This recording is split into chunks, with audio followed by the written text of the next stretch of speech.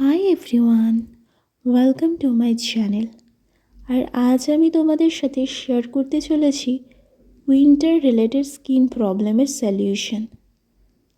আচ্ছা, তোমরা কি এটা জানো একটা পার্সনের সবথেকে স্কিন ড্যামেজ কখন হয়? উইন্টারে যেমন একটা পার্সনের স্কিন শুষ্ক রুক্ষ হয়ে যায়, তেমনি অতিরিক্ত রোদে থাকার ফলে স্কিনে কিন্তু প্রচুর ড্যামেজও হয়। আর এই কনকনে ঠান্ডার সবথেকে বেস্ট প্রোডাক্ট হচ্ছে হোমমেড প্রোডাক্ট, যার নেই কোনো সাইড এফেক্ট। আর সবথেকে চটজলদি প্রোডাক্ট হচ্ছে দই আর কফির ফেস প্যাক। এটা অল টাইপ স্কিনের জন্য বেস্ট প্রোডাক্ট হোমমেড। একদিকে কফি যেমন শরীরকে তরতাজা করতে সাহায্য করে, ঠিক অন্যদিকে কফি কিন্তু স্কিনে দুর্দান্ত কাজ করে। কফিতে থাকা অ্যান্টিঅক্সিডেন্ট স্কিনে একাধিক সমস্যা দূর করতে যেমন হেল্প করে, ঠিক অন্যদিকে স্কিনকে ক্লিন করতেও হেল্প করে।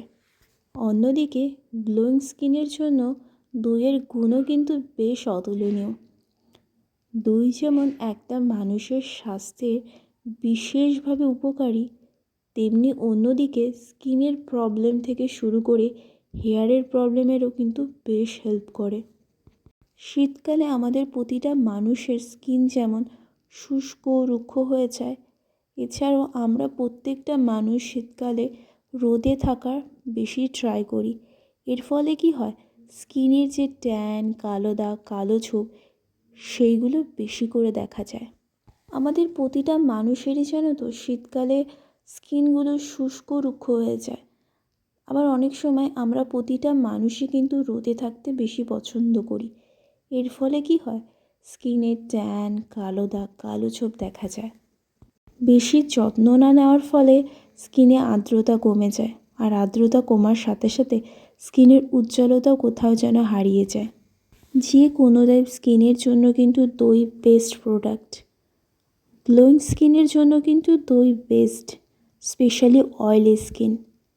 আর দইয়ে থাকে প্রচুর পরিমাণে ভিটামিন, যা স্কিনকে ঝকঝকে, কোমল, সুন্দর করে তুলতে সাহায্য করে।